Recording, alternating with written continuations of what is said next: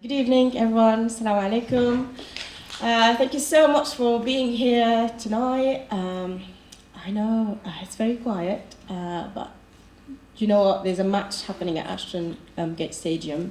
So there are a lot of people who I'm sure they're stuck and they're on the way. But yeah, thank you so much for making it to the event. Thank you so much for making it to Nouggara. My name is Hiba, and I am the founder and artistic director of Sudafest, who produces Nouggara. And Nouggara is an event or a project, I would like to call it a project, that celebrates Sudan's musical heritage, and particularly the traditional musical heritage. In this event particularly, we have collaborated with an artist in Egypt, named Dafa'al Al-Had, and another artist, a filmmaker in Egypt as well. And we have been working for 7 months now to bring to Bristol more than 17 traditional instruments, native instruments from Sudan. And the reason behind it is to showcase Sudan's musical heritage, especially in a time where Sudan is facing challenging circumstances due to the war. So this is an endeavor to protect Sudan's musical heritage. We brought 17 instruments, but we really hope that in the future we can expand it, and that the event can even go to cities beyond Bristol and even beyond the UK. So the event is happening over 3 days. So today was a start, and we are really thrilled to have with us Dr. Ahmed Shahi, a social anthropologist at Oxford University and an expert on Sudan, and who spent many years working on Sudan's culture. We have Danny Vincent, who is going to be chairing this session today. And Danny is working as a director at Sudafest, and he's also at Bristol Refugee Festival. And we have Peter Verney. Peter is from Sudan Update, who also spent many years working with musicians in Sudan. So this session is all about preserving Sudanese culture and heritage during wartime. But before we delve into the discussion, I'd like to share with you a short documentary, and it's all about the process of crafting more than 14 traditional instruments in Egypt. So if I can have the film on, I'd be appreciated. Thank you.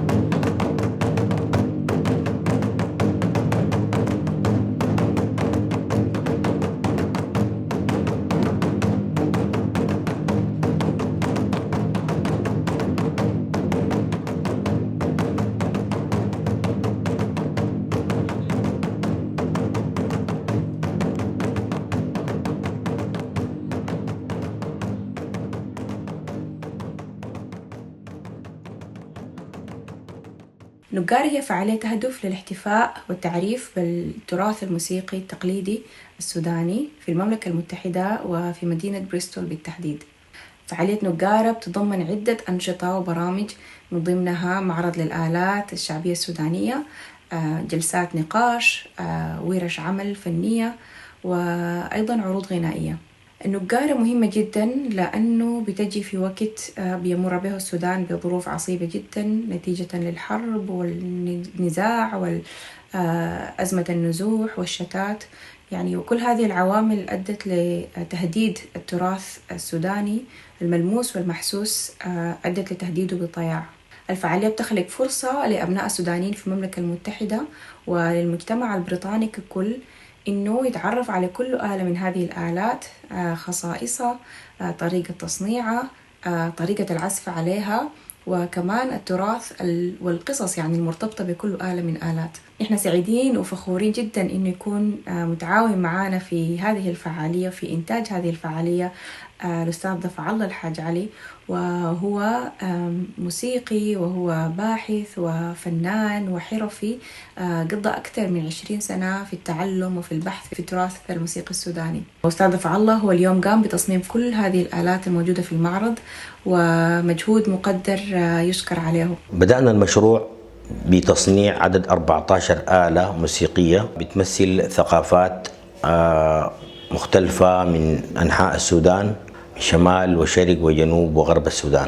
هذه الآلات آلات موسيقية سودانية أصيلة منتشرة في السودان، بيستمتع بها الإنسان السوداني ويمارس بها أنواع متعددة من الفنون الموسيقية، بتمثل برضو جزء من ثقافته وتراثه وموروثاته الأصيل. آلات كثيرة مرتبطة بطقوس وعادات السودانيين، زي آلة الدلوكة مرتبطة بعادات وتقاليد الزواج في السودان. عندنا آلات إيقاعية، النوغارة الحرة والنوغارة القنقة والنوغارة اللي هي النوغارة نفسها، نحن نسميها النوغارة عموما، أي طبل بنسميه النوغارة. دي 3 أنواع أو 4 أنواع من الطبول. دي بتمثل برضو ثقافات مختلفة. النوغارة الحرة من منطقة كردفان، والنوغارة قنقة من منطقة دارفور.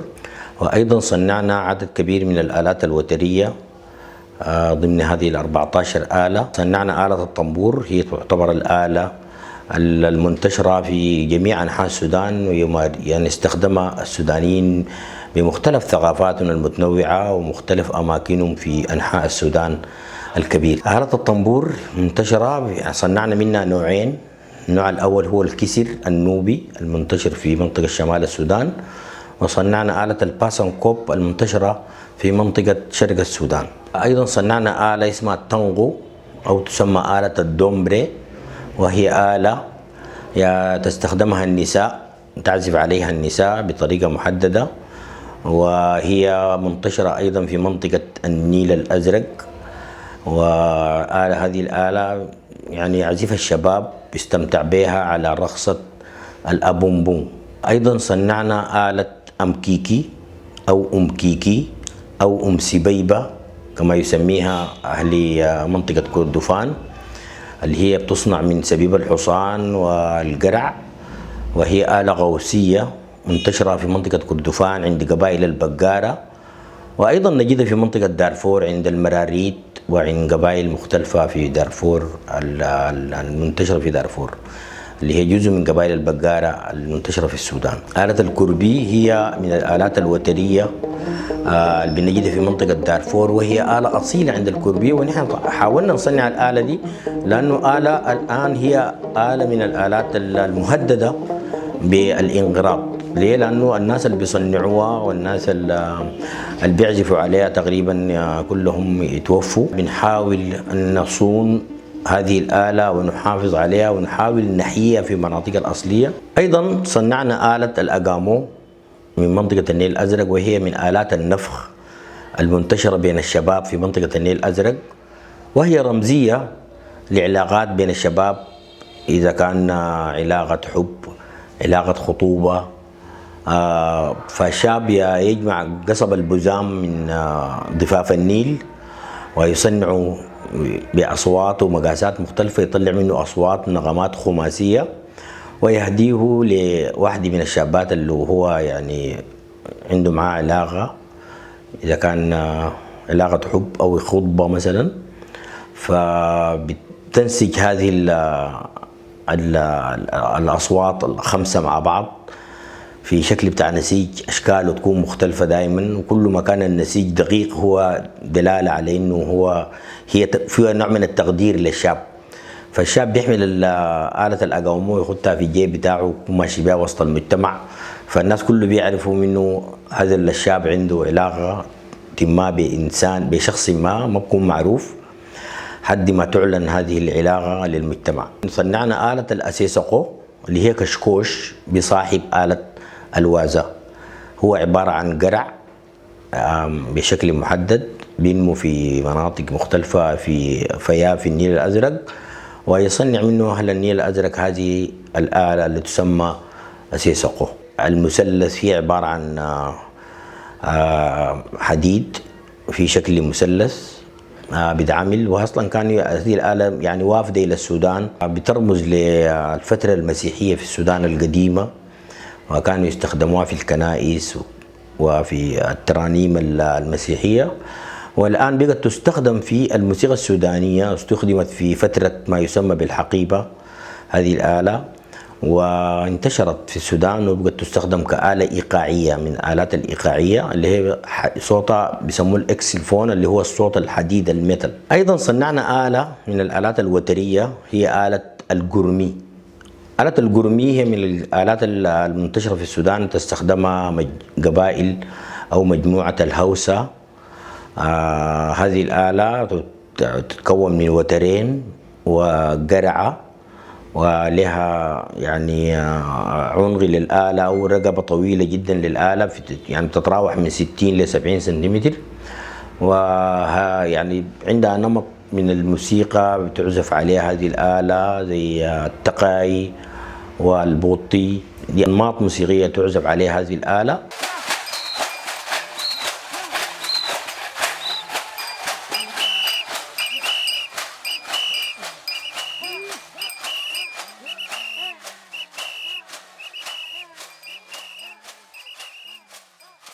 عرف السودان برقصة الكمبلة. رقصة الكمبلة بتتكون من عدد من الإكسسوارات، وأهم حاجة فيها هذه الرقصة هي الآلة الإيقاعية اللي احنا بنسميها آلة ذاتية الصوت، اللي هي كشكوش الكمبلة. هذا الكشكوش بيصنع من الحديد أو العلب بتاعت المواد الغذائية المختلفة، بتجي في شكل علب بيصنع. ده حديثا طبعا، ولكن زمان كان يصنع من السعف العريض اللي بيحطوا عليه بعض البذور بيدي صوت. ولكن طبعا الآلة الشعبية بتتغير مع تغيير الزمن وتغيير المكان، وبتتطور مع الإنسان، وبتغير المواد الخام على حسب البيئة الموجودة فيها.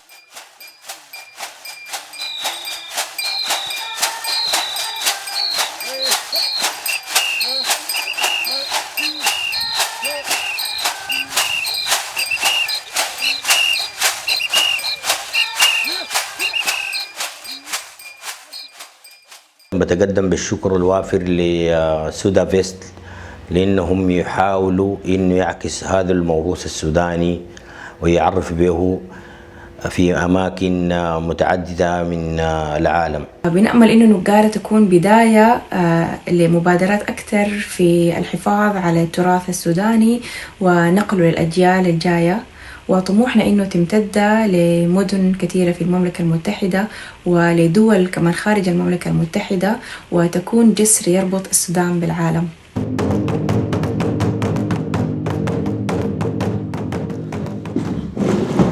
Thank you very much for listening. I hope you enjoyed the film. I'm now going to hand in to Danny Vincent, who's going to be chairing this session to introduce Dr. Shahi and Peter Verney. So yeah, I'll leave it to discussion. Enjoy. Thank you.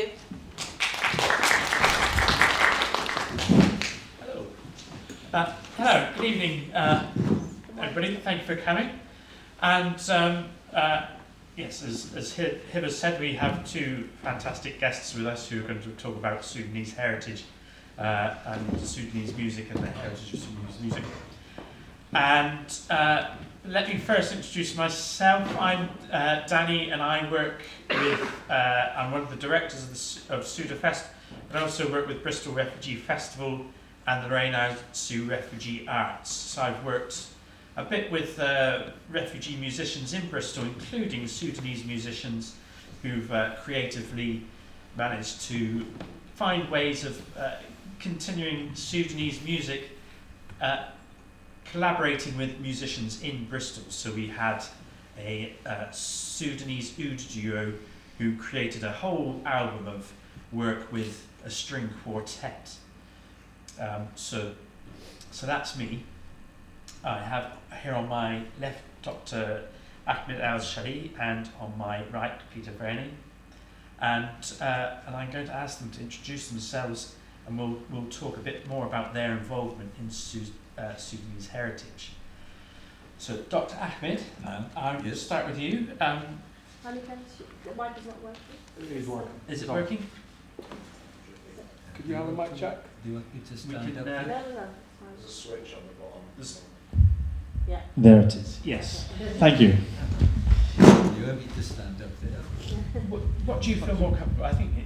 Yeah, I think, yeah. Rather than yes. Yes, if you wish. Yeah, Yes. yeah.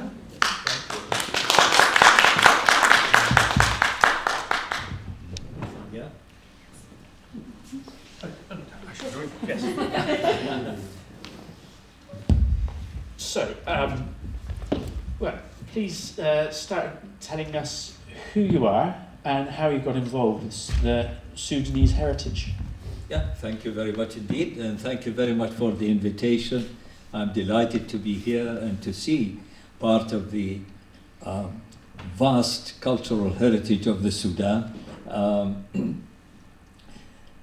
My name is Ahmed Shahi. Some people call me Ahmed Shahi because I studied the Shahiya tribe, and those people who knows me in the Sudan say, "Oh, al-Khatmi jah," because the Shahiya are Khatmi followers, so they associate me with the Khatmiya and the Shahiya, which have, as far as I'm concerned, it's an honor to be associated with the Sudanese culture.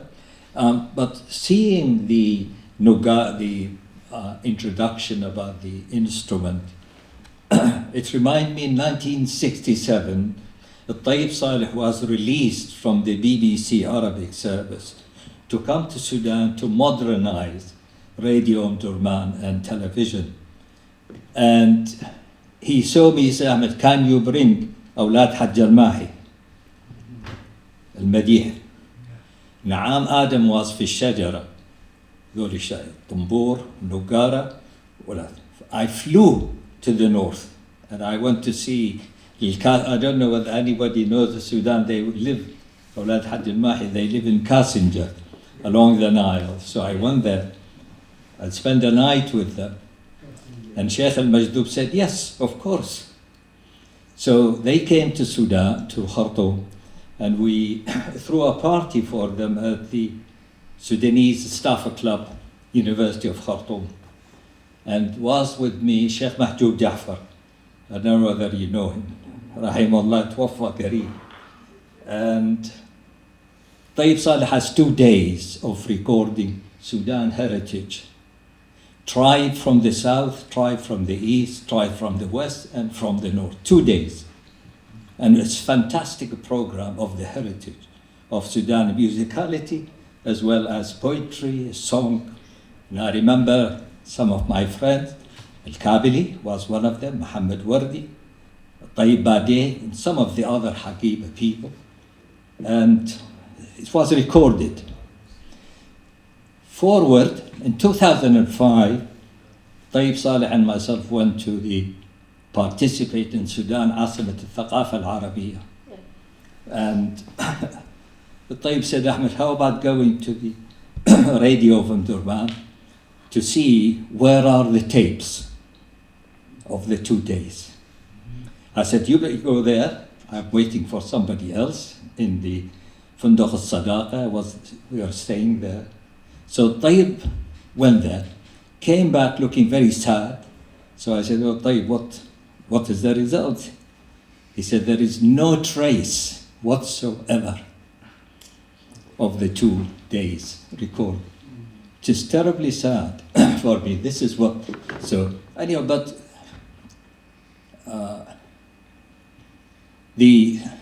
my involvement into the Sudan cultural heritage, not only anthropological studies, but also my collection of, poetry and music. So I got that all recording. But fundamentally, we done research on al-Habubat. We collected stories from the Habubat. And that was in 1968-69. And with me was Professor Tim Moore, who was a professor of philosophy and head of department of philosophy at Khartoum University. And that was a major research supported by University of Khartoum, and Tim got us some money from Birmingham universities to proceed with that. So we collected stories from Habubat from the sedentary people along the Nile, right up from Halfa to Khartoum. And then in 76, we thought we'd do a comparable on the nomadic story. Again, we sent University of Khartoum students to collect from their area the tradition from the Habubat. We were very successful. And we published a book, Wisdom from the Nile. Oxford University Press published it. And recently, 2019 and 18, we published the Arabic version, Hikmah min al-Nil and Hikmah min al-Sahara. Unfortunately, they are not available here for you to read. And it is a wonderful collection. And I remember last time, 2020, when I was in Khartoum, you know, if you go along Jamhuriya Street, you have the kushuk, يبيعوا الصحف, kutub. I got involved with one of the kushuk people. I said, you know, you sell Majid and Mickey Mouse and this. I said, where is the Sudanese tradition for the younger generation to read? He said, we don't have it. So I told him about our project, and I said, if you go to Market Abdul Karim Marghani, you find the 2 volumes there. He said, well, tomorrow I'll go there and see. Unfortunately, with the COVID, I don't know what happened. So I said, you know, you could make an arrangement. As far as I'm concerned, they have published it, and we are very grateful to them. So that is my effort in terms of, you know, the heritage. Most of the Habubat, I should think all of them, have passed away, al-baraka fikum. So that is a very fundamental, really, research we have done about preserving that tradition, which is original. And we also, these stories were done in colloquial Sudanese, not the classical Arabic. Abdullah Tayyib did that. Few stories in a classical. No, we want to preserve the colloquial Sudanese Arabic. So that's one part of or 2 parts of interest in Sudan heritage. The other is the art. In 68, Hussein Mamoun al-Sharif, one of the famous painters of Sudan, apart from Ibrahim Salahi and Muhammad Bushara and Kamal and Al-Hadi, he came to see me at the University of Khartoum. Mr. Ahmed, you know Norman Daniel, the head of the British Council. Do you think you could ask him to give an exhibition of Sudanese painting, younger Sudanese? So I did. And Norman said, Ahmed, of course, this is a very good project. We did. There was a reception, there were diplomats, there were civil servants, academic, in the British Council. And the exhibition was one room, about 6 or 7 artists. At the end of the exhibition, every single painting was sold. You see how much they appreciate the Sudanese art. So my interest into this continued to the present. I live in Oxford. Who is with me? Ibrahim Salahi is still alive and is still painting. Muhammad Bushara, again, is still very well known. So Sudan has a lot of heritages and lots of diverse heritage which should be preserved. And I hope future generations will concentrate on this. I don't know what happens now. I talked to a couple of ministers in the past that the state should build a cultural center to house all the painters, different people. But nobody listened to them at all. There was a program by Anis Hajjar. He wanted to do one in Omdurman, in Hayy al-Mulasmin. But the Mahdist family said, no, that is an Islamic part of Sudan. You cannot do that as a Christian. It was terrible. And the cultural center, I saw the design. There is an exhibition center, there is a lecture theater, there is library. And I said, I'm willing to give all my Sudan collection to the library, which is quite substantial. I already gave all my anthropological book to University of Khartoum, 1,700 books. And they established a special library. I don't know what happened to it now. I have no idea. So that is, what is the problem? Anis and myself said, why I am willing to build it, spend my own money on it. Why those people are refusing? I said, well, you better tell Sadiq al-Mahdi about this. He said, it's not Sadiq, somebody else from the Mahdi's family who put his foot down, saying, no way you could do that, because you are Christian. Anyhow, so, we need back, inshallah, when things have changed, that the future younger generation is to start really thinking how to preserve Sudan tradition. I don't know what happened to the National Museum. As far as I'm concerned, recently I heard some of the objects in the National Museum being found into the international antique market or archaeological market. Very sad, being looted. And I think this is not Sudan. This happened in Iraq too. In 2005, the museum was looted, and objects were found in European market and American market. So it's very sad that the heritage of the Sudan is being dismantled gradually. I collected something and I gave it to the Institute of African and Asian Studies. Particularly, I gave 2 gudaha. Gudaha is, we eat food in the old, the huge one, with the lovely decorations. I gave it to the Institute of African and Asian Studies. Last time I went to visit it, disappeared. I don't know what happened to them. So you got to think, you want to do the best, but at the same time, you say, what happens to the object I gave? They are no longer there. Where are they? There was no answer. But I did ask. I said, look, I wish I kept them myself, but I gave them in good faith that these are Sudanese, remain in Sudan. Where are they? We don't know. So, talking about diversity, Sudan is a wonderful country, wonderful people. They have a lot to offer to the world in terms of musicality, in terms of literature.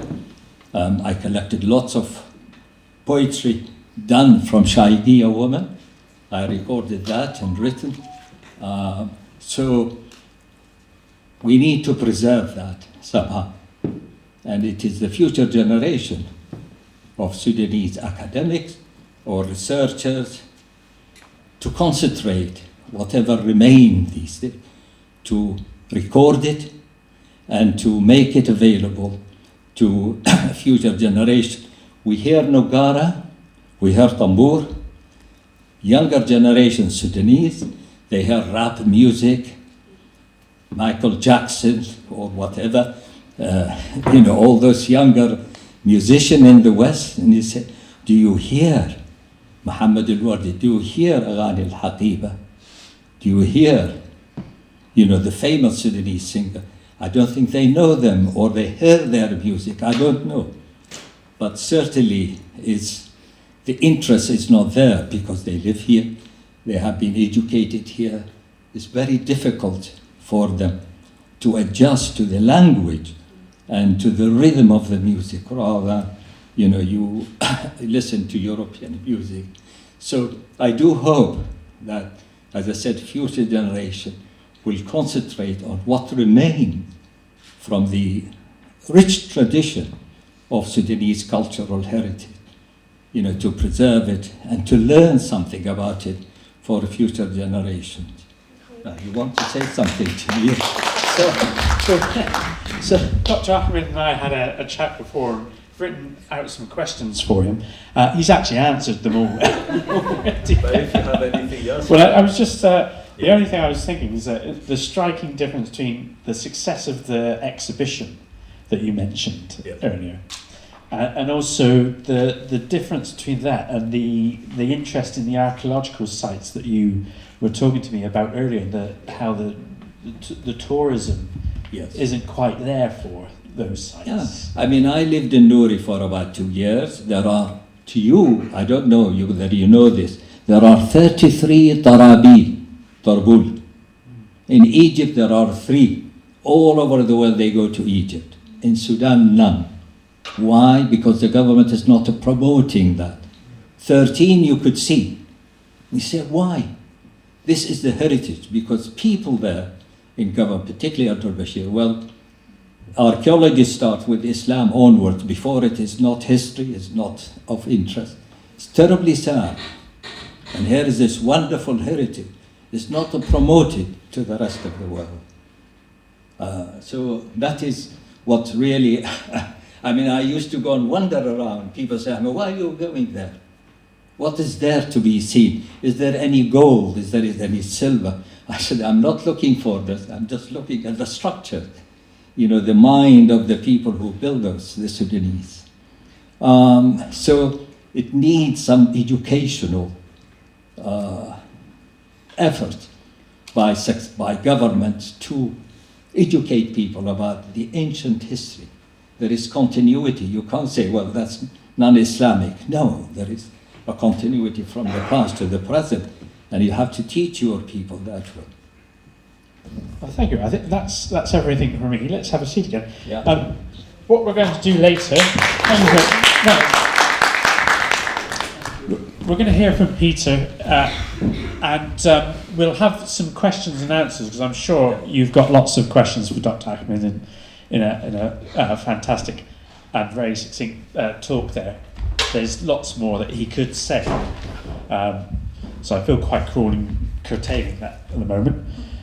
But so yes, and say after we hear from Peter and some music that he's brought, we'll have some questions and answers from you all. So let me introduce Peter Verney. He's going to introduce himself, and I think it'd be really nice to start with tell us how you yourself got into Sudanese heritage and what path you took. Well, ladies and gentlemen, you have a very strong contrast here between the proper academic Dr. Ahmed and me, the Wad Shamasha, dabbler, opportunist, learning as I went along. I went out to Sudan. It was the day that Elvis Presley died, actually, in 1977, and I was a biologist. I was going out to be an English teacher. I had friends who were anthropologists and archaeologists, so I had a kind of eye on that sort of thing. But really, what I encountered is just what came to me through living and working in Sudan, and later on being married, which also made a difference. So I remember one of the first questions that I asked people was about music. I said, well, who does the music charts? Because everybody seems to know who's famous and who's not, but I'm coming from England and I'm expecting to have pick of the pops and sales charts and things where they can tell me who's number one. And of course it doesn't exist. It doesn't exist at all. And another, I suppose what happened to me was breaking a series of preconceptions, okay? And those are the things that I value, because we know how limited the perception here is of Sudanese culture, Sudanese life. For me, living there for 12 years, things opened up and I had glimpses into different aspects of life that will always stay with me. But at the beginning, I was inspired by people like David Fanshawe, if you've heard of him.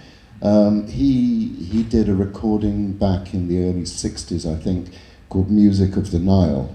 And he took this huge old tape recording equipment deep through Egypt into Sudan, recording local sounds, local musicians and singers, as well as things like the sound of the water wheel.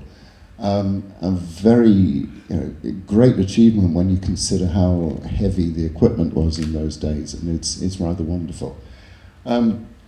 So I took him as an inspiration, and I started working in Gedaref out on towards the eastern border, and one of the Sudanese families I met had 3 boys who were musicians. The eldest, Mohammed Abbas, was building his own guitar, electric guitar and bass guitar for his brother to play. They had a 13-year-old brother who was playing the drums. It was a proper drum kit, but refitted with goat skins, and he was a very, very funky drummer for 13. He was quite amazing. And the Abbas brothers wanted to play like Jimi Hendrix and Carlos Santana. And 400 miles away from the nearest shop for musical instruments and equipment, they had figured out, they had bought the pieces and built their own, which, the more I look back on it, is an amazing achievement. They taught themselves to play. Now, I will play you a little bit of this, but I'll also say that very sadly, again, Mohammed Abbas and his brothers, his initiative later got swallowed up because of the introduction of Sharia law in '83 and the general closing down. And one of the things that I've heard back from Sudanese is that some of my recordings, where I was getting local people who were making music in youth clubs, and they were from ordinary backgrounds. Since the advent of Sharia, certainly since the advent of Bashir in '89, music making for poorer people was considered haram. Effectively, it was squeezed out. And yet, if you looked in the cozy middle-class places, you would still find it. So, there are different worlds going on in the country. I managed to meet some of the famous musicians, particularly my friend Shahi Ahmed, who was a wonderful inspiration. Shahi not only had his wife playing bass guitar, he was a visual artist, a cartoonist, and a very humane, all-round person. I went to talk to him when I wanted to promote planting trees in Sudan. We had a project, and Shahi, because he had this cartoon character, Amr Tango, was the ideal person to help us with our publicity. And so, again, I got to following him around and going to a few of his gigs and seeing how it went. So, again, 2 very different styles. Then, when I married, my wife was from South Sudan. She was certainly an aficionado of the Sudanese greats, and I probably learned more from her perspective, a South Sudanese woman, on North Sudanese music, like the music of Wartime and Kabli and so on. And that was intriguing to see how that music was building a wider culture. Yeah. And I was also introduced to the Daloka music, the women's music, excuse me, which at the time I enjoyed because it was more cheeky than the men's music. The men, we have the great artists, we have very fine musicians, and that's fine. I was kind of aching for something that was more explicit lyrically, because the lyrics were all sort of your eyes and your hair.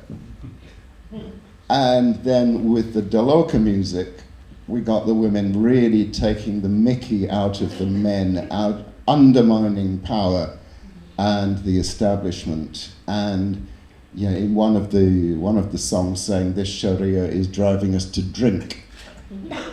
And so as an illustration of the undercurrents in the society and of the voice of the ordinary people, in many ways I enjoyed that Daloka music and what it said, and the fact that it was oral culture. It was played in people's kitchens, it was everywhere. And this is again what gave me the first understanding of what an oral culture is. All the girls knew the words, they could all do the rhythms, and when they came together they were unstoppable. They were amazing. And I saw that power again during the uprising. I've got recordings of the women in the streets saying Ayakos Nadusu Dos, and their strength again was remarkable, and it still forms part of the, I don't know what you want to call it, the glue, that whatever holds the society together is partly reflected in that. I also over the course of several years, got involved with the ZAR, which is, for shorthand, let's call it an integrated belief system. It involves rhythm, music, it involves incense, it involves massage, it involves trance states in what I would call zones of permission. This is where the women create for themselves an area where you are free to let yourself go. You are free to let out whatever you're holding in. And while they talk about spirits, and this is supposed to be a cult of spirit possession, this is nothing like, British exorcism. This is not like driving out the evil spirits. This is contending with them, coming to an accommodation with them, because they are a reflection of something in the inner psyche. And these... They become friends. Yes. Absolutely, for life. Yeah. And so I managed, first of all, to be allowed in, to sit in the kitchen with a microphone in the window so I could record the audio. And then sometime later, I was invited to make a video. And I'd been given a video camera by my employers at that time, so it was an opportunity. So we made the video at the ZAR over 4 days and interviewed the Sheikh of the ZAR and got some nice surrounding footage of what was going on to create the atmosphere. And then we got busted. The police turned up with a Majiros lorry, lots of guns, and forced 29 women and me out of the house. Most of them onto the lorry. I was in my Land Rover with a gun in my side, being told that I was a Yahudi, Jasus Yahudi Manduddin, lots of other things beside. So, bless them. The thing was, though, that the Tsar accepted me. When the tape was finished, when I'd stopped recording and I went to sit down with the women, there was a time at which a little old lady sitting next to me looked at me and she said, the Khawaja Tsar is coming down, okay? And she took half her tobe, unfolded it, wrapped it over me, and said, Yalla, ya waladi, yalla, off you go, my son, play. And this is in a group of, everybody else was women, I was the only male. They all agreed that my Tsar was coming down, and somehow I felt completely part of what was going on. So these are some very different musical experiences I'm giving you. I managed to get away with my video. I got one of the 2 tapes of the Tsar. The other one is still in a police station somewhere. I didn't find the right person to bribe to get it back before I had to leave. But even that first 2 hours of Tsar, I think, represents something very potent and which will as I say, contribute to the resilience of the society in the future. It's modifying, it's always it's changing, but there was something about the way that everybody was protected. There was behavior there that was not shocking, but it was just letting out of emotion. And the only time I've seen this kind of thing in the UK is at festivals or raves, where people will create an area, a space, where it's okay to let go. And I think that there are parallels there. So that's that bit. Would you like to hear some music? Yeah, I think so.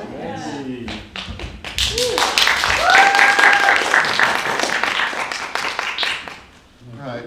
I mean, as I say, I'm not the person to be talking about the different rhythm styles and so on. I do have a Nouggara. It was given to me by a musician on the Atbara Bridge who wanted a lift home, and he was so pleased that we'd get him a lift home. He insisted on giving me his Nouggara. So I've still got it.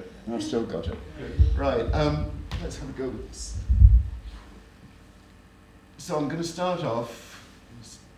I'll just give you a little short burst of this. We haven't got huge amounts of time, but let's try this.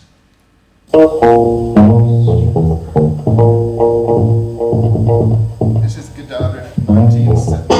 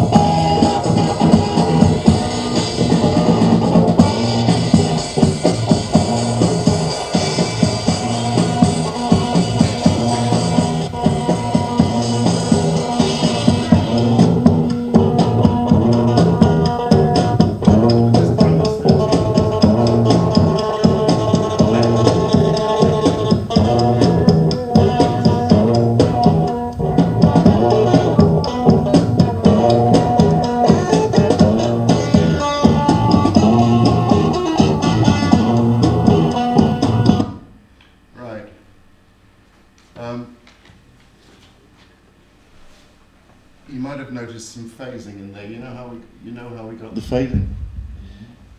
Tied the microphone to a rope and swung it between the two loudspeakers because Mohammed Abbas wanted phasing, so we did it, but live with the mixing. Right, then let's have something different. Let's have this. This is Omar Asas. Okay.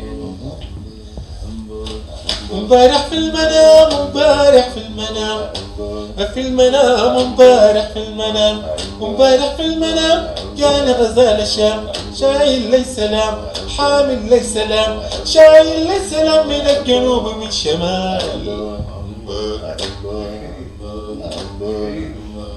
عجب عجايب عجب عجايب عجب عجايب تنباس بنا الشايب عجب عجايب تنباس بنا الشايب من حسناتك يا بني من حسناتك من حسناتك يا بني من حسناتك من حسناتك نجيني من مصايب.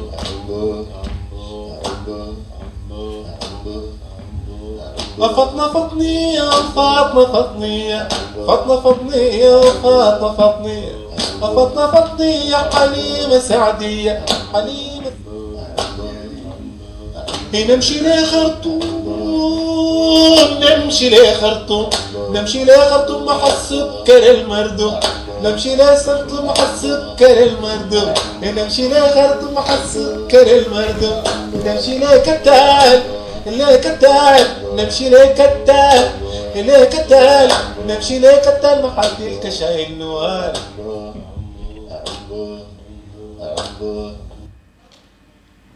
Dr. Ahmed, you probably know the original singer of that. It was Zakaria. Zakaria somebody or other. I mean, I'm being really shallow here. I like it because he says, he says to his darling, please, if you love me, bring me a packet of cigarettes, Ilda Bahari, yes, and get me a nice glass of cold water, which is sort of down to earth, and I like it. So, okay, let's go for some of the women's music. Let's try a bit of the Jaloka. Yeah.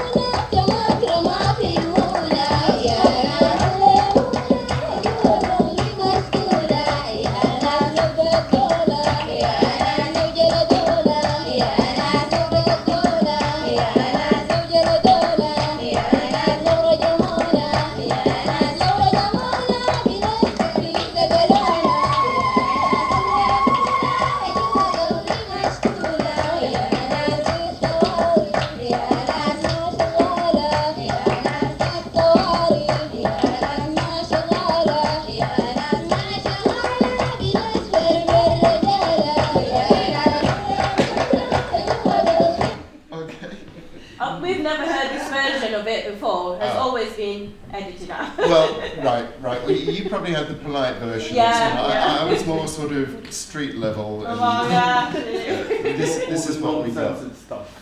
Yeah. And I mean, okay, you know, for the Tsar, we did get arrested. I did get lashed for the ladies' Johnny Walker whiskey. But it was worth it. It was absolutely worth it. And they did the flogging. They did the flogging by the book. So it was, you know, the Quran under the arm and doing it like this. Not when the Kazan beat the ladies and they just, you know, go wild. They beat me very genteelly. So yeah, I had worse at school. Right.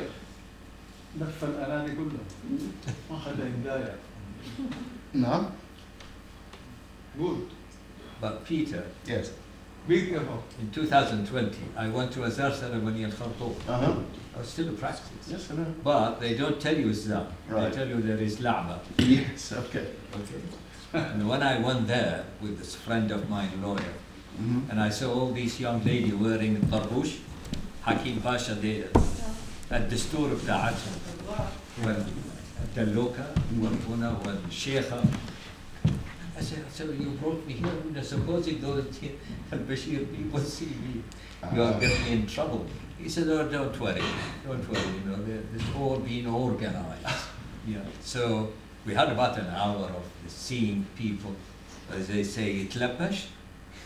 You know, that's we possessed by the spirit, and the Sheikh was there over him, what do you want, you talabatik shunu, and it was perfectly all right, you know, so people wearing beautiful dresses, murayyahat, murayyahin, it's perfect. That, you know. But I just want to say, some of the Ikhwan Sudani, they know Wad al-Mubarak? Yes. Wad al-Mubarak was famous in the north. And I heard that he wasn't, so I want to see him. I appeared and said, oh, come and said. And when I went in for Sayroon, all these wonderful women wearing beautiful toes, al-Riha wal-Bakhur, there's no men, it's just them. So I thought it's better not, you know. I said, what do you want? He said, no, they're just, they come here to relieve themselves of the pressure of daily life. Ya mara a'mal al-shay, ya mara al-pantalon wenu, ya mara di, ya mara da. This is what he said. He said, they come here, there is not an abadan. And there is the halawa, there is tea, there is coffee, there is everything. They just, it's like social visit. That's, I mean, it plays a very important part, I think, in maintaining mental health. And Tijani Mahi Psychiatric Hospital. I believe Tijani Mahi Psychiatric Hospital actually staged some performances of Zar to international audience from psychologists and so on, to show its power. Bashar used to recommend, you know, instead of having tablets, Valium and things, you know, it's better to do it so. Yeah. He used to prescribe what the Zar does is, among other things, is to take things that in this country are sort of individual. So we have aromatherapy, for example. It takes all these different facets and integrates them, brings them together, and it creates something that does help to protect mental health. I think it's very important for building resilience. You want some more? Well, should we have one more? We'll piece of music and then we'll have some questions and answers. Okay.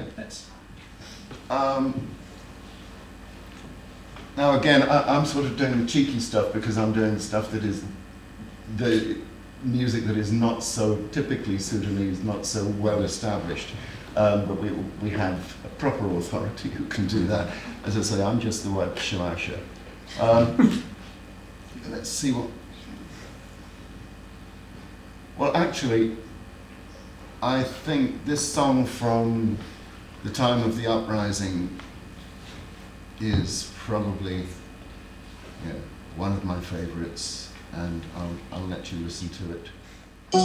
جاء عبر انقلاب عسكري وضعته الأيمامة الدينية واحد جعل الكبير بشرف ولا اقتصاد وإعدام فساد هذه الستكون خطيرة كمان ربنا وصفه بحياة 27 سنة النص في ضم النار السودان بدون كيزان نبذونا قالوا فينان دمرونا دي اليمن شتتونا وين ما كان كنا صفا تحت رصاص حي عصيان اخوانك يا بليد عشانك يا انسان نبني من جديد مبدأ لبي السودان فيه قروش فيه امان فيه حرية فيه كيان فيه حقوقك اساسية في الافكار في الشخصية في السماء في العقلية في التغيير في السلمية لا فيه عرق لا فيه قبلية فيه عاداتنا الرجعية عواليك نخليها لا فيه عرق لا فيه قبلية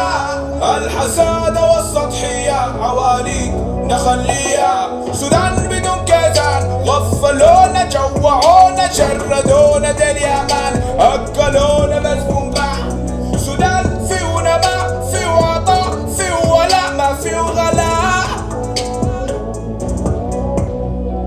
نبني للسودان زراعة عالمية أرض النجاح والصناعة السودانية. نبني للسودان بأفكار جهنمية سماوي الشاح لشهداء ماتوا فيها. سودان الكاح مسلوب زمان يرجع مكان أحلام سلام الشعب يريد. سودان جديد في وحراء ما عايشين عبيد. لا في ورد لا في قبلية في عاداتنا الرجعية عواليك نخليها. لا في ورد لا في قبلية الحسادة والسطحية عواليك نخليها. سودان بدون كيزان بدون أحزاب منال عثمان. سودان بدون دمار بدون تجار الجنة ونار. سودان لكل I was reluctant to pause that.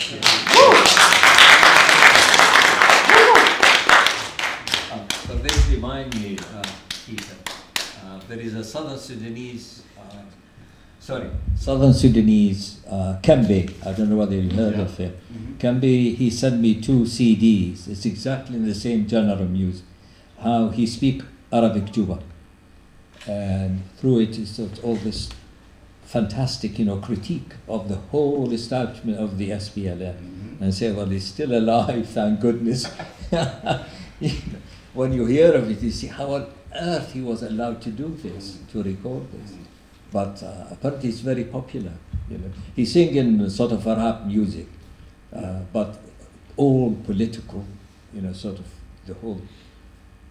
the sort of songs is about politics, and the same about the economy, about the leader, and SPLM, and all sorts of things. I'm very glad this sort of genre of music is coming up to the surface. It's very important, really.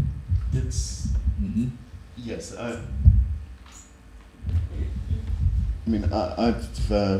seen a lot of trash, and I used to DJ at the Nadi Farisia, the jockey club in Khartoum.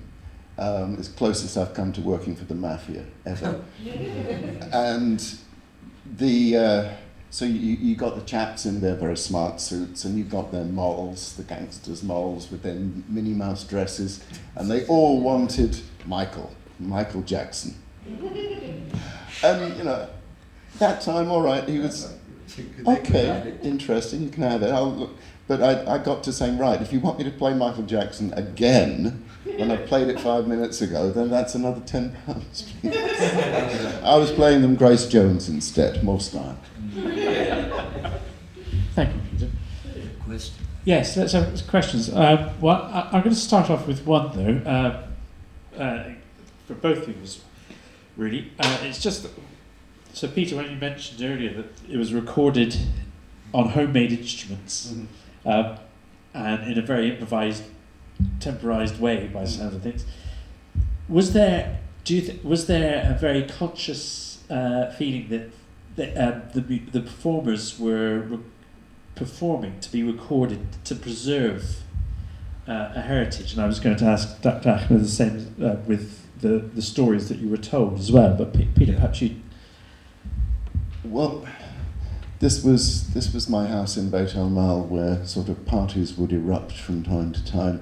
The women would assemble there because our compound was a little bit freer, a little bit more relaxed. People used to show up a lot, and we get a whole gang of women there, and they would just start, one or two of them, messing around.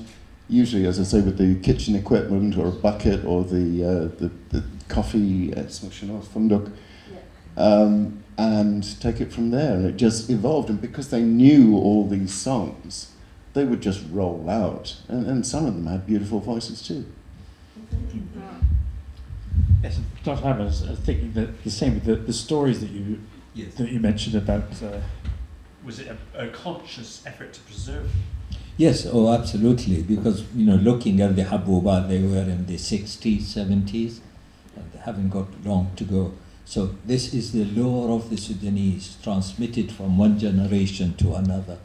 And if we don't record it, it's all gone. and now it's gone. So, as I said, the kushuks, they sell Majid, Mickey Mouse, from the Gulf stories, from Egypt, but nothing pure Sudanese, in not exactly invention, but creation, not only of stories, but also the language and the culture of these things. And this is why, and for your interest, we gave all the collection, both Hikmah min al-Nil, Hikmah min al-Sahra, they are all in Durham University. And they are trying to find some money for Sudanese to carry out research on this. And we are delighted that this is, happened, because actually they look after it, because I was wondering where shall I put them, where I should, leave those. And naturally with Sudan collection in Durham, so they're all there. And I'm, very pleased to have done that, and some of the English translation of the stories from the desert to be found on the website. Not all of them, but some of them. We thought we'd give a really sample of the thinking. The whole idea is not only just to record, but trying to give the reader how nomads think about life, social institution, love, current. There are so many themes which are universal wherever you go. Chinese, English, American, Eskimos. You've got all these themes repetitively, but it's the construction of these themes and the use of language and terminologies which are really very interesting. So they are all preserved there, and I hope some in the future generation would look at it and take it further to see what exists still in the mind of the people. Fatma Samha, you know about this, do you? Yeah, Fatma Samha. There's some Juha. Again, this is one of the character, and but we trying to find. There is no point of comparing the tradition of the desert, tradition of the settled people, because when you enter that, you say, well, what is the origin of this? There is no origin in oral tradition.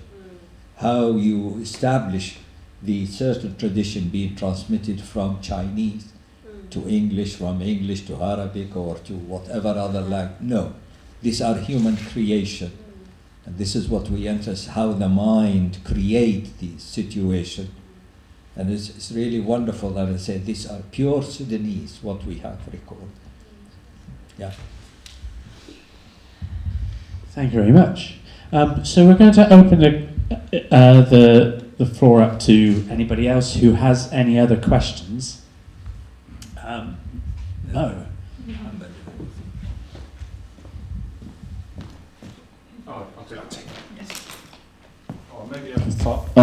Thank you very much, Peter and Dr. Ahmed. This is an amazing moment for us. I think even for the history of Sudan, really, to have people like you speak about Sudan this way. And I hope a lot of people do engage with the ideas that you've been sharing with us today. I mean, I know you're aching for a lot of lyrical stuff, but I tell you what, I'm just coming back from northern France, where I worked with an organisation. A lot of Sudanese people are taking small boats at the moment to come here. So I've noticed how much engagement there is amongst young Sudanese with rap music. It's super lyrical, very descriptive, and it just tells it all in a very plain way. So that's if there's one thing that makes me a bit optimistic about the evolution of Sudanese music, is actually rap, because it's not your eyes, your hair. It's more what we've been through, famine, victims of war, and the rest of it. And it just tells it all. It's an extraordinary form of music that I think that's going to have an excellent future, not just within Sudan, but actually all of those people taking small boats, coming to places where there's an established musical industry where they can actually talk about Sudan in a lyrical way. So I don't know what you think about this, but do you share with me the idea that if rap is perhaps the gateway into a new form of Sudanese music evolution? Good question, and yeah, I mean, I really relish that lyric work that they do. You know, the wordplay is very, very strong and inventive. Now, for the last 20 years, I've been working with the Sudanese asylum seekers, and for the last year, particularly, I've been dealing with boys who have been told by the Home Office that they're over 18 when they're not. And it's something quite disgusting, the way that the British authorities have adultified Sudanese young boys. One of the things that I want to do basically I'm writing reports to help their lawyers, but on the side, I'm also looking for ways to help them with, for example, projects in music. I do think that would be a very important way forward. No, I think it's not really. No, I mean, you know, it's a very good comment you make, Mohammed. You know, we're very grateful. It's very, in the present circumstances. Now, tell me, you see, 3 days ago I was in London to see some important person, Sudanese. He occupied a very high position, not under al-Bashir, but during democratic. He was a broken man, literally. It's so sad to me. Why? Because he said, Ahmed, I don't know even my identity. I cannot approve my identity. I said, why? He said, because those people went, they actually fleeced all his house, and they took his 2 cars and measured for the safe, and they took everything in the safe, passport, birth certificate, everything they took from. He said, I can't prove my identity. And look at him, he's become very confused. How sad, you know, those people. Sorry, the reason that touches me is because some of these young Sudanese that I'm meeting, they don't have papers. They don't have a birth certificate or an ID card. The ones who do then get told by the Home Office they think it's a forgery, as if in the middle of fleeing Darfur you're going to arrange with your mum to get a forgery of your civil registration certificate. So here we have people from very different walks of life, but undergoing that same problem. And then another friend, we were sitting, he said, don't worry, they took his car, they took even his doors and windows, mahogany. They took them out. And the army, Hemeti people are still in his house. It's terrible. And he's Hajjar, he said, Ahmed, even my clothes they took. They took everything. I mean, what kind of humanity is this? It's terrible. And we were talking about you know, how to preserve the heritage of Sudan. Thank goodness there are people still who could, you know, take us. I mean, you know, I don't know what any sort of people in Cairo or in Abu Dhabi Sudanese. And I mean, there are some people who are in England, you know, Sudanese music and Sudanese songs and things. But to revive that tradition, it requires a lot of effort, Peter, from now. Really lots of people. I know that's rap, which Peter has showed us, and you talk about the rap music is very important. I mean, I don't know also how many of young Sudanese among us here know about Muhammad Wardi or Kabili or Osman Hussein or Hassan Atiyah, Amir al-Oud. You know, do they know their song? Can they sing their songs? And this is the tradition of Sudanese, rather than a Western. Of course, interesting for them to learn about Western tradition, but also don't forget your background. You know, that's really very important for the future, for the cultural identity. You know, that's.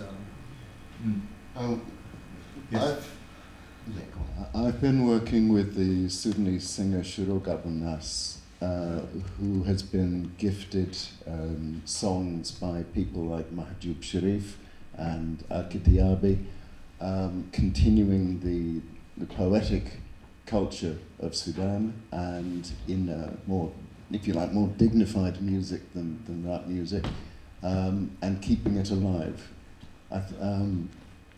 I was very proud when we got Shuruk singing at the Holocaust Memorial concert, singing al-Yatama, Mother of Orphans, by Mahjoub Sharif.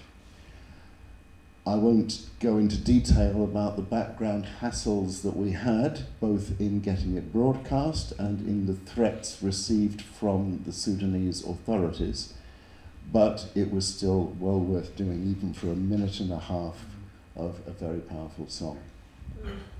I just want to relate to you one of the important poets in the Shahi, was Hasuna. He was partly during the Mahdist, and he died in the 27-28. He was very famous among the Shahi. I collected his poetry through a man who used to see al-Ghuna. He used to actually sing the poems which Hasuna recited, mainly, for important people in the Shahiya homeland and thing. Taha Basinna Allah yarhamul baraka fikum. He used to come on a Friday to me. He spent the whole day.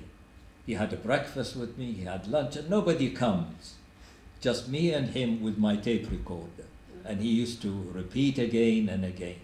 And one day he said, I had some people from University of Khartoum. I said, what do they want from you?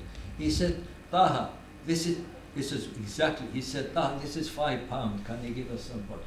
He said, what? I will sell my poetry for £5? You see how not only insensitive people to collect the tradition. He said, I wouldn't sell anything like this. And instead of sort of sitting with him and talking to him, no, give us some poem, give us this, and this is £5, £10. He said, I told them to go away. So, it requires future generation to be sensitive to the people there who have still around, I hope, particularly women poets. Poetesses in the Shahiya, there is still, I don't know, but to preserve that tradition, particularly among women, we need that. I got some, but they will be also with my whatever I leave in terms of all my work on the Shahiya and things like that will be part of that. I haven't decided where I should give them, but certainly I put them where there will be accessibility to Sudanese particularly, to look at them in the future, inshallah. Do we have any other questions? There's one up here. Would you like to? I'm okay. I don't think that I need a No, please, we'd like to hear you. Please. So, I just want to say thank you so much for coming up and speaking on the panel. We've actually come from another country today to hear you guys speak. Wow. It was my dad that drove, so he doesn't. From Cardiff, yeah. So we have been really excited to hear you speak, and especially in hearing how different your life stories are, and how you had such different methods, not even meaning to, and how you've come together on this panel and every choice that you made brought you to this current moment. So, I'm really fortunate and grateful to hear that tonight. I wanted to address you both with a question. Peter, I'll address you first. I just wanted to ask you about the music that you hold and you have access to. And I want to ask if it's like a private archive or if people have access to kind of see it, and I hope the video is there. And then Dr. Ahmed, I just want to ask you about your advice, because I know that you say a lot, you are mentioning a lot for the younger generations to carry on the work of preservation, and especially in terms of the wartime now, it seems difficult, but where there's a will, there's a way, as my father always says. So, I want to understand more of the advice that you could offer, but Peter, that's not closing me off to the advice if you've got some documents. No problem. So, what I've managed to get published of the music was on the Rough Guide CD, the Rough Guide to the Music of Sudan. That was in 2005. And I brought together a mixture, so you've got the greats, you've got Kabli and Wardi and so on, but you've also got notably the women's music, because women don't get recording contracts. They may be making music, but it's the men who, with the German recording label and all this sort of thing. So I was quite strong in wanting this CD to represent the whole of Sudan and all the different styles that I could squeeze in. So we got recordings from my kitchen onto the CD, and I'm kind of pleased with that. I've got my my recording of the Tsar. I lost one tape because it was taken by the police, but I've got the first one.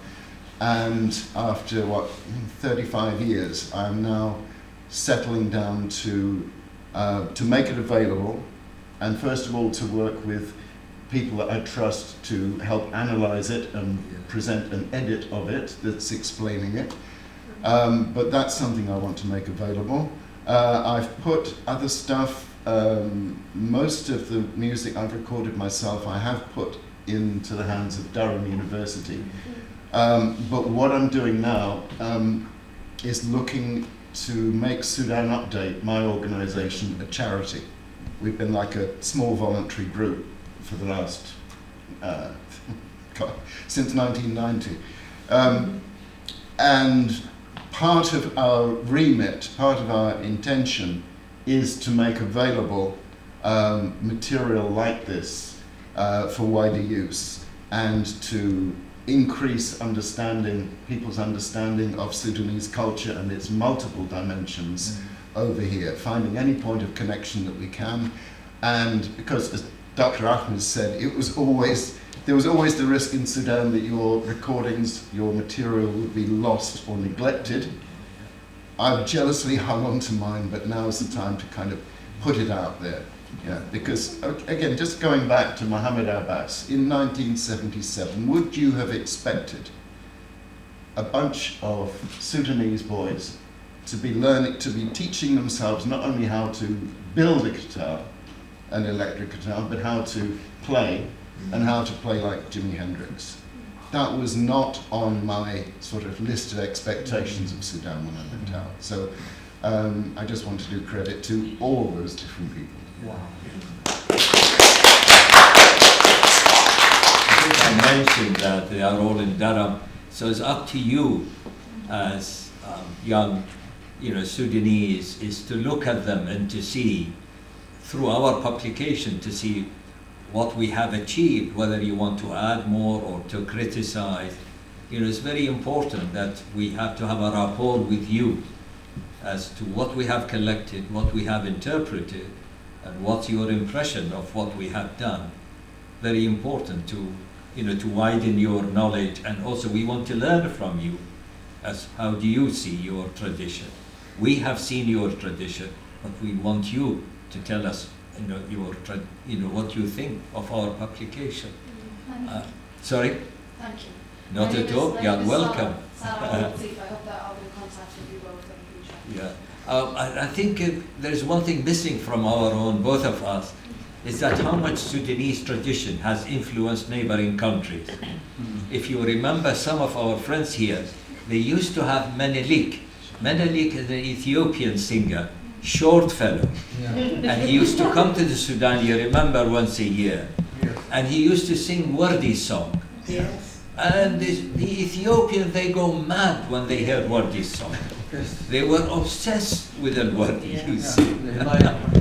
Yeah. So they used to have in the National Stadium huge people. I remember two successive years to hear him, with his Ethiopian musician, and that was in the 1960s. Something. But in a sense, Sudanese music, you say Egyptian music, Kulthum, Abdul Halim, there was no, they know about Kulthum, but it's something, the genre of the music of the Egyptian, Abdul Halim, Hafid, Asmahan, and so no. You switch off your wireless. Switch on your wireless at 4 o'clock or 5 o'clock and to see Aghani al-Haqiba. That's what you see. And also if there is la'ba or wedding, so Kabili or Wardi or Osman Hussein, Muhammad al-Amin, Wadarraya, I think those people are. And now there is Haram al-Nur, Nada al-Qal'a, Nada al-Qal'a, Haram al-Nur, Nancy Ajaj, and her sister. I remember talking to Nancy Ajaj at one sort of meeting and one encounter. But there is a new genre of them. She sings operettas, like what Asmahan did. So it's a new genre of music suddenly appearing, in a sense, borrowed the style of music from outside Sudan, incorporated, but with Sudanese words. Yeah, so adaptation of genre of music to the Sudanese. So there is some changes, naturally, like some Sudanese and Kembe who sing in rap music of political nature and things like that. But ultimately is the future generation of Sudanese, and I really do hope, I'm very not only sorry but concerned about the future. The two sort of army killing each other and killing ordinary Sudanese. How is it going to end? And how Sudanese go back?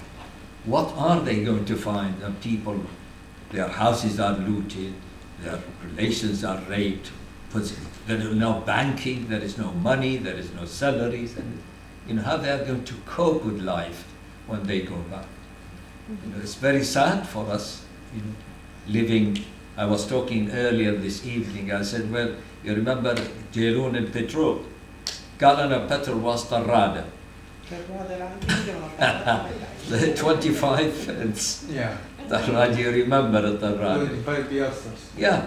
It's the, and now, you can't find even petrol, or you have to queue. Last time we have to queue for 4 hours to be given 2 gallons of petrol, 2. And by the time you go home, the petrol is over, so you have to queue again. So it's زمن العز وزمن الخيرات بتاعت السودان زمان is all gone. The politicians have played havoc with the society as well as with the economy of Sudan. Very sad. A lot of corruption. And it's very sad really to see how when we lived in the 60s, I lived in the 60s, and even the 70s and 80s, I used to go to and fro and see it now. How many millions outside the Sudan, and within the Sudan, how many refugees there? Poor thing. It's terribly heartbreaking. Like the man I told you, he was broken. He was confused to what he was saying because there's nothing. He lost everything. The two of them, they lost. He said, Hassan, he said, Ahmed, I lost everything. Very well. Even he said, al-makhazin bta'tu, the stores, they sent it a lot. They sent a lot. What kind of future they have, those people? It's very sad. Yeah. But sorry. That's okay. We should be winding it up soon, I think, unless anybody has a burning question. Recently, I've come back from Uganda to answer your question on Sudanese music and influence on neighboring countries. I've recently come back from Egypt, Kenya, Uganda, meeting the Sudanese who have been displaced over there, even in Uganda in the Kiriandongo Biale refugee camp, where Sudanese over multiple generations from South Sudan to Darfur and now the ones in Khartoum have ended up. And I was traveling with a fascinating man named Asim Burashi, who was a violinist, and he was on this journey of trying to heal the Sudanese people and bring them together through his little violin. Interestingly enough, 3 days ago, this man who performed Sudanese classical music performed in a Ugandan festival called Nijamire, if anybody knows it. Anyway, it's an African festival, and it's one of those ones where you'll find EDM music, trance music, those heavy beats.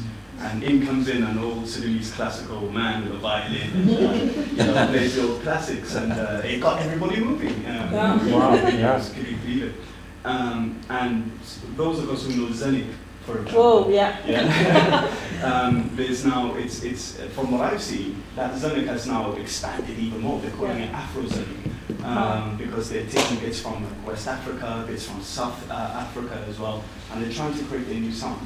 I want to ask, so the vision that you guys had when you heard Sudanese music the first time, and you could see the potential in it, and you could see that it could spread. Unfortunately, the war hasn't yet happened. But is this the type of stuff that you envision in when you first heard Sudanese music? It's something that can really bring people together, not only Sudanese, but even non-Sudanese that we're seeing now? I think at the beginning, I had no idea what to expect. And like I say, I'm a dabbler, and I just accumulated this insight. I just had these chances by living and working at street level in Sudan, really. Not like most aid workers these days, apparently. They don't let them out of their compounds. So I count myself lucky that I did have that freedom. I think it was just that there was so much more, especially in the time from the overthrow of Nimeri, that democratic period, those first couple of years, 85, 86, 87, there was a flowering up of talent from all sorts of places. And again, this is where I say this wasn't just the comfortable middle classes. This was all sorts of people making it, and there was just a never-ending source of interest. And what I've given you here is a tiny fraction, but the potential is there. And I was reminded the other day of a song by a guy called Joseph Modi, called In Kadugli. He's based in Canada now, but he was leading a group of children, displaced people escaping from the war in South Sudan and from Kordofan, and used music to keep them resilient and to keep their spirits up. And that still works. We had, since I've been working with Shuruk, we talked about whether it was appropriate, whether it was time to come back to the Sudanese community and to play music when such terrible things are happening. But I come from sort of touching on sound system culture and the kind of music that was part of the resistance already. Okay, that's sort of what I grew up on. And then seeing that same resistance in Sudan, it just seemed like we're one big family. And I've played some of this music to just ordinary Brits, people who know nothing about Sudan, and I've managed to impress them, okay, and give them things that they were not expecting, okay. I seem to be fighting a daily battle against Islamophobia these days, but this is part of my toolkit, if you like. Yeah. Well, Dr. Ahmed will be coming back in a second, but I think so. That'd be a nice way to. Yes. I think we've got a minute and a half of Omar Yatana here. Yeah.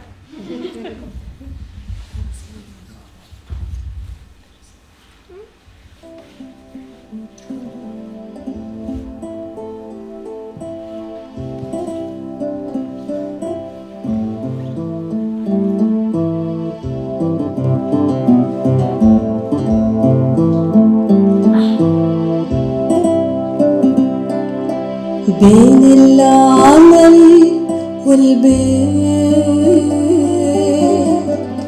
فصت جبين عرب بين العمل والبيت فصت جبين عرب اليتامى بكى لما الحساب فرق ما هي تمشي السوق مركب مصيرها غرام.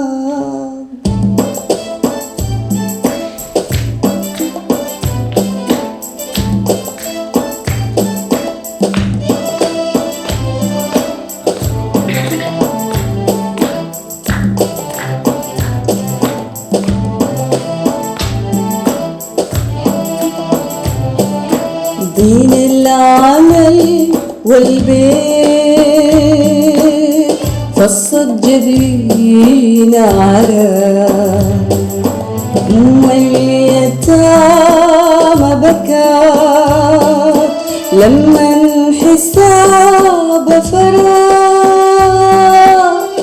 ما هي تمشي السوق مركب مصير غرام.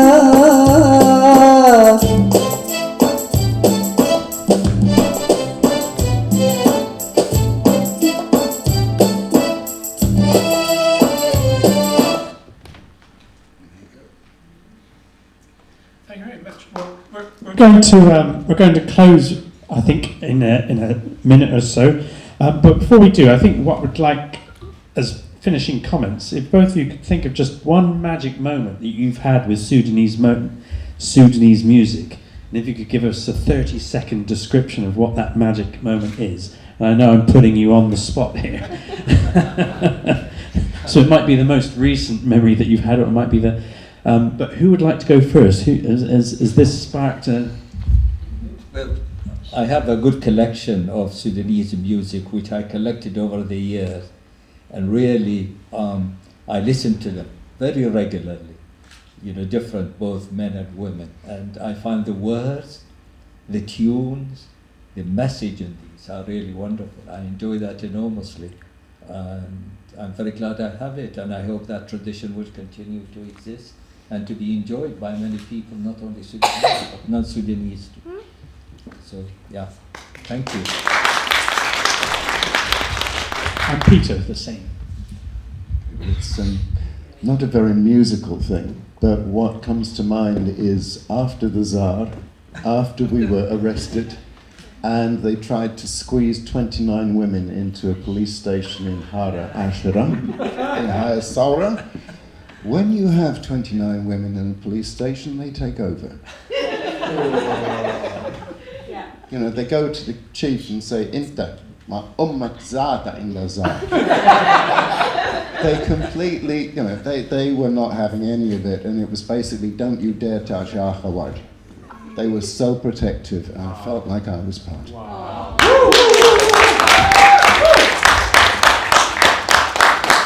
My news is that when I was in the north, some poet composed the following. قال لي ود المبارك شيخ الزهر شوفني جنيت ولا دستر أنا مرضي مرضا كثر ودواه عند شلاخن خضر.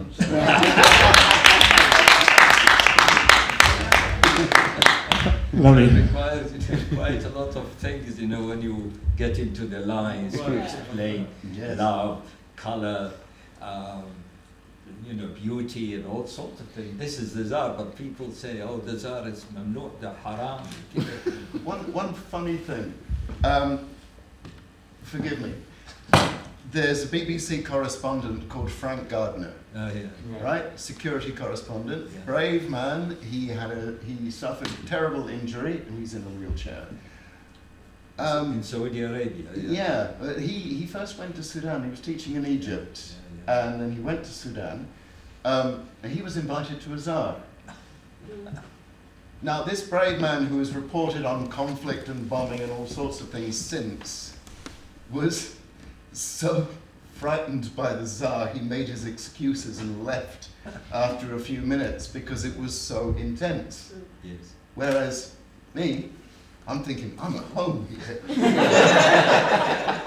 So everybody's response is different, and it's the one thing that I managed to do that Frank Gardner didn't.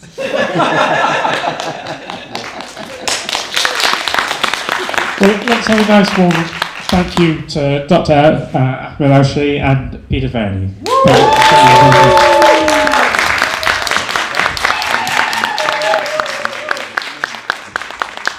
And I think we're going to close there. And Hiba, would you like to? Yeah, Hiba, I'd like to say something. Right, thank you very much for the insightful discussion that we had. It's so brilliant. I laughed. I shedding tears. It was just so amazing and emotional. Thank you so much, our beautiful audience, and give it up again for Dr. Shahi, Peter, Verney, and Danny for chairing the session. I just want to tell you that the Nouggara event, it's still continuing over the weekend. So tomorrow we have workshops and performances. In the morning we have a dance workshop, a singing workshop in the morning and a dance workshop in the afternoon. And in the evening we have Shuruk Abu Nas, who you've just listened to. She's performing in the evening. I think that event is a sellout, so all the tickets are sold out now. But on Sunday we have a Deluca workshop, women's singing circle, and also other workshops and craft making workshop for the children as well. And in the evening we have a tambor performance. And well, alongside that we have our exhibition of Sudanese instruments in the studio. So yeah, hope to see you on Saturday and Sunday again. And thank you so much. Have a lovely evening. Thank you.